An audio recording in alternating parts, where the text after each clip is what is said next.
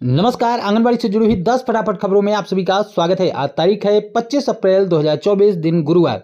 चलिए देखते हैं आज की आंगनबाड़ी से जुड़ी हुई 10 महत्वपूर्ण खबरों को। इससे पहले आप वीडियो को कौन से राज्य कौन से जिले से देख रहे हैं कमेंट करके जरूर बताएं, ताकि आपके राज्य आपके जिले से हम ज्यादा से ज्यादा खबरें आप तक पहुंचा सकें। आंगनबाड़ी कार्यकर्ताओं सहायिकाओं के मानदेय को लेकर एक अच्छी खबर आ रही, खुशखबरी आ रही कि आंगनबाड़ी कार्यकर्ताओं सहायिकाओं का मानदेय उनके खाते में आना शुरू हो चुका है। जी हां, इस महीने का मानदेय आंगनबाड़ी कार्यकर्ताओं सहायिकाओं को मिलना शुरू हो चुका है। बैंक की तरफ से आने वाला एक मैसेज देख सकते हैं। 4500 रुपये यहाँ पर क्रेडिट हुए हैं। अकाउंट नंबर भी दिया गया है। यहाँ पर साफ तौर पर देख सकते हैं कि अम्ब्रेला ICDS आंगन 24/4/2024 को यानी कि कल के दिन ये पैसे आए हुए हैं। तो ये बड़ी खुशखबरी है उत्तर प्रदेश की आंगनबाड़ी कार्यकर्ताओं के लिए। तमाम जिलों में ये खबरें निकल के आ रही कि आंगनबाड़ी कार्यकर्ताओं को उनके मानदेय का पैसा उनके खातों में मिलना शुरू हो चुका है। इसी तरीके से एक मैसेज और भी आपको दिखाते हैं कि डियर कस्टमर, यहाँ पर देख सकते हैं कि पेमेंट आया हुआ है 4500 रुपये का, क्रेडिट हुए हैं पैसे। यहाँ पर अकाउंट नंबर दिया गया है 24/4/2024 को यानी कि कल के दिन ही SBI बैंक में ये पैसे आए हुए हैं। इस तरीके से आप देख सकते हैं कि आंगनबाड़ी कार्यकर्ताओं को उनके मानदेय का पैसा मिलना शुरू हो चुका है। तमाम बहनें ऐसा कह रही हैं कि उनके मानदेय का पैसा अभी तक नहीं आया है। तो हो सकता है कुछ जगहों पर, कुछ जिलों पर कुछ आंगनबाड़ी कार्यकर्ताओं का पैसा अभी किसी कारण की वजह से रुका हुआ हो, लेकिन ज़्यादातर आंगनबाड़ी बहनों का, पूरे प्रदेश की बात कर ले, उत्तर प्रदेश की बात कर रहे हैं तो उत्तर प्रदेश के तमाम जिलों से तमाम आंगनबाड़ी बहनों के द्वारा ये हमें जानकारी दी गई है कि आंगनबाड़ी बहनों का मानदेय जो है वो आ चुका है। तो आप उत्तर प्रदेश के कौन से जिले से देख रहे हैं और आपका मानदेय अभी आया या फिर नहीं आया, कमेंट करके जरूर बताइएगा। बड़ी खबर की हेडलाइन आप देख सकते हैं कि अब स्कूलों में भी पढ़ाएंगी आंगनबाड़ी वर्कर। विभाग ने शुरू कर दी है ट्रेनिंग। तो आंगनबाड़ी कार्यकर्तियों के लिए बड़ी खबर है, खुशखबरी है कि अब आंगनबाड़ी कार्यकर्ताओं को स्कूलों में भी पढ़ाने का मौका मिलेगा। इसके लिए आंगनबाड़ी कार्यकर्ताओं को बढ़कर मानदेय मिलेगा। नवभारत टाइम्स में खबर प्रकाशित की गई है। तो आइए पूरी खबर को विस्तार से आपको बताते हैं। लिखा गया है कि महिला और बाल विकास विभाग की ओर से आंगनबाड़ी वर्करों को प्ले स्कूलों में बच्चों को पढ़ाने के लिए NTT यानी कि नर्सरी टीचर ट्रेनिंग और JBT की तर्ज पर प्रशिक्षण दिया जाएगा। यानी कि बच्चों को पढ़ाने के लिए आंगनबाड़ी वर्करों को ट्रेनिंग दिया जाएगा, जिसे लेकर अलग अलग सुपरवाइजरों को 5 दिन के लिए मास्टर ट्रेनर का प्रशिक्षण दिया गया है। अब सुपरवाइजर जिला स्तर पर आंगनबाड़ी वर्करों को प्रशिक्षित करेंगी। यानी कि बड़ी खबर है कि अब जो सुपरवाइजरों को ट्रेनिंग दी गई है वो सुपरवाइजर अब आंगनबाड़ी कार्यकर्ताओं को प्रशिक्षित करेंगी। आपको बता दें, इसके लिए अलग अलग जिले में अलग अलग टाइम पर प्रशिक्षण का कार्यक्रम चल रहा है। कई जगहों पर आंगनबाड़ी कार्यकर्ताओं को भी प्रशिक्षण दिया जा चुका है और कई ऐसी जगह हैं जहां पर अभी भी आंगनबाड़ी कार्यकर्ताओं को प्रशिक्षण दिया जाना बाकी है। आपको बता दें कि हरियाणा सरकार ने प्रदेश भर में कुल 4000 आंगनबाड़ी केंद्रों को प्ले स्कूलों में तब्दील करने का फैसला लिया था। इसके तहत उन्हीं आंगनबाड़ी केंद्रों को प्ले स्कूलों में बदला गया था जो कि सरकारी स्कूलों में बनाए गए थे। यानी कि जो आंगनबाड़ी केंद्र सरकारी विद्यालयों में चल रहे थे, उन आंगनबाड़ी केंद्रों को प्ले स्कूल की तर्ज पर विकसित किया जा रहा है और उन्हीं कार्यकर्तियों को, यानी कि उन प्ले स्कूलों में, उन आंगनबाड़ी केंद्रों पर जो आंगनबाड़ी कार्यकर्तियां पढ़ाने का काम करती थी, उन्हीं आंगनबाड़ी कार्यकर्ताओं को प्रशिक्षण भी दिया जाएगा। आपको बता दें कि सरकार की तरफ से इसके लिए 1000 रुपये अतिरिक्त मानदेय भी दिया जाएगा। बता दें कि हरियाणा सरकार वर्तमान में कुल 14000 रुपये का मानदेय दे रही है अन्य कार्यकर्ताओं को, और इन कार्यकर्ताओं को अब 15000 रुपये का मानदेय मिलेगा इस ट्रेनिंग के बाद। एक बुरी खबर देख सकते हैं कि आंगनबाड़ी केंद्र में राशन और सिलेंडर चुराए। तो बड़ी खबर है और बुरी खबर भी है, करनाल से आ रही है। यानी कि हरियाणा के करनाल में आंगनबाड़ी केंद्र से राशन और सिलेंडर की चोरी की गई है। आगे बताया गया है कि जब हालांकि आंगनबाड़ी से चोर राशन और गैस सिलेंडर चोरी करके फरार हो गए, पुलिस ने शिकायत के आधार पर मामला दर्ज करके जांच शुरू कर दी है। पुलिस को दी गई शिकायत में आंगनबाड़ी वर्कर सरोज बाला ने बताया कि 21 अप्रैल को आंगनबाड़ी केंद्र से चोरों ने 110 किलोग्राम राशन जो है और 1 सिलेंडर जो है चोरी करके फरार हो गए। तो इसकी जांच की जा रही है और जैसे ही चोरों का पता चलेगा तो उनको गिरफ्तार करने का काम पुलिस प्रशासन के द्वारा किया जाएगा। अगली खबर को बताने से पहले मैं आप सभी को एक तस्वीर दिखाना चाहूंगा। एक भवन है जिसमें आंगनबाड़ी केंद्र का संचालन वर्तमान में किया जा रहा है और इस भवन की स्थिति क्या है, पूरी तरीके से टूटा फूटा भवन आप सभी को दिख रहा होगा। खिड़कियां टूटी पड़ी हैं, दरवाजे टूटे पड़े हैं, छत भी शायद टूटी ही होगी क्योंकि ऊपर की चीजें दिखाई नहीं दे रही हैं। इसके अलावा दीवारें भी आप देख सकते हैं, न तो इसकी डेंटिंग पेंटिंग हुई है, न ही इसकी कोई मरम्मत होती है, लेकिन फिर भी इसी भवन में आंगनबाड़ी केंद्र का संचालन किया जाता है। इसलिए खबर की हेडलाइन आप देख सकते हैं कि आंगनबाड़ी केंद्र के बच्चे जान जोखिम में डालकर कर रहे हैं पढ़ाई।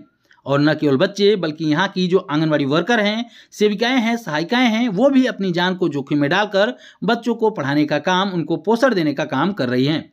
बताया गया है कि सिल्ली सरकार की ओर से आंगनबाड़ी केंद्र के सभी तरह की सुविधाएं दी जा रही, लेकिन सिल्ली में कई केंद्र की स्थिति आज भी जर्जर है। प्रखंड के लोटा पूर्वी स्थित आंगनबाड़ी केंद्र का भवन अपना नहीं होने के कारण केंद्र जो है वो जर्जर सामुदायिक भवन में संचालित किया जा रहा है, यानी कि जो भवन आपने देखा वो सामुदायिक भवन है, इसी में आंगनबाड़ी केंद्र का संचालन किया जा रहा है। भवन को सरकारी तौर पर जर्जर घोषित कर दिया गया है, लेकिन फिर भी छतों पर जो है दरारें पड़ी गई हैं, खिड़की दरवाजे टूटे हैं। ऐसे में जान को जोखिम में डालकर बच्चे वहां पर पढ़ाई करने के लिए आते हैं और उसी में आंगनबाड़ी सेविकाएं भी आती हैं, सहायिकाएं भी आती हैं, अपनी जान को जोखिम में डालकर बच्चों को शिक्षित करती हैं और बच्चों को पोषण आहार देने का काम करती है। लेकिन सरकार का ध्यान इस तरफ बिल्कुल भी नहीं आ रहा है, प्रशासन का ध्यान, विभाग के अधिकारियों का ध्यान इस तरफ बिल्कुल भी नहीं आ रहा है। दैनिक भास्कर न्यूज़पेपर में प्रकाशित एक महत्वपूर्ण खबर देख सकते हैं कि आयुर्वेद चिकित्सकों ने आंगनबाड़ी कार्यकर्ताओं को सिखाया योग। बताया गया है कि आंगनबाड़ी कार्यकर्ताओं को यहां पर आयुर्वेद विभाग की तरफ से महिला कार्यकर्ताओं को योग प्रशिक्षण दिया गया। इस अवसर पर चिकित्सक अनिल कुमार गुप्ता, प्रिंसिपल रमेश चंद्र शर्मा, आंगनबाड़ी सुपरवाइजर पुष्पलता वर्मा उपस्थित रही। यहाँ पर तमाम आंगनबाड़ी कार्यकर्ताओं को योग प्रशिक्षण दिया गया। एक बड़ी खबर की हेडलाइन देख सकते हैं कि एसडीएम ने आंगनबाड़ी कार्यकर्ताओं की ली बैठक, मतदान प्रतिशत बढ़ाने के दिए निर्देश। बताया गया है कि लोकसभा चुनाव में पिछली बार से अधिक मतदान करवाने तथा मतदान प्रतिशत बढ़ाने के लिए प्रशासन की ओर से हर संभव प्रयास किया जा रहा है। उक्त प्रयासों के लिए जिला प्रशासन की ओर से स्वीप गतिविधियों के तहत सप्तरंगी सप्ताह में विभिन्न प्रकार के कार्यक्रमों का आयोजन करके लोगों को मतदान के लिए प्रेरित किया जा रहा है। बताया गया है कि मतदान बढ़ने पर मिलेगा पुरस्कार। उन्होंने कहा कि प्रत्येक आंगनबाड़ी कार्यकर्ता का फर्ज बनता है कि मतदान दिवस के दिन 26 अप्रैल को वरिष्ठ तथा दिव्यांग मतदाताओं को प्रशासन की ओर से उपलब्ध कराए गए संसाधनों के माध्यम से बूथ तक लाकर मतदान करवाएं। इस दौरान एसडीएम बुढ़ानिया ने बूथ पर 5% मतदान बढ़ने पर 1100 रुपये तथा 10% मतदान बढ़ने पर 2100 रुपये का पुरस्कार देने की घोषणा की है। यानी कि बड़ी खबर है कि यहाँ पर अगर मतदान प्रतिशत बढ़ता है, 5% बढ़ता है, तो यहाँ पर 1100 रुपये का जो है पुरस्कार दिया जाएगा और अगर 10% मतदान बढ़ जाता है तो वहाँ पर 2100 रुपये का पुरस्कार देने की भी घोषणा की गई है।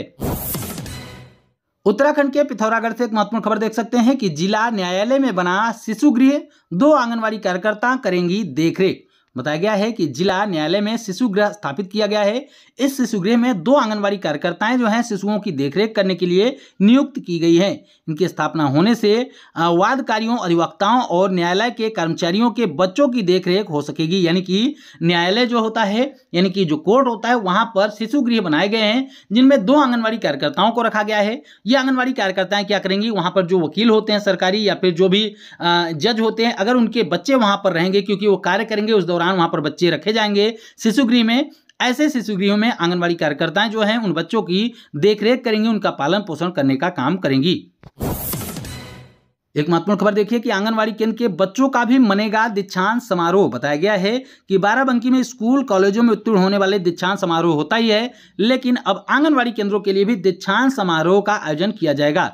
बताया गया है कि जिले के 3056 आंगनबाड़ी केंद्रों पर भी 25 से लेकर 30 अप्रैल तक दीक्षांत समारोह मनाया जाएगा। यानी कि आज से लेकर इस महीने की आखिरी तारीख तक दीक्षांत समारोह मनाया जाएगा।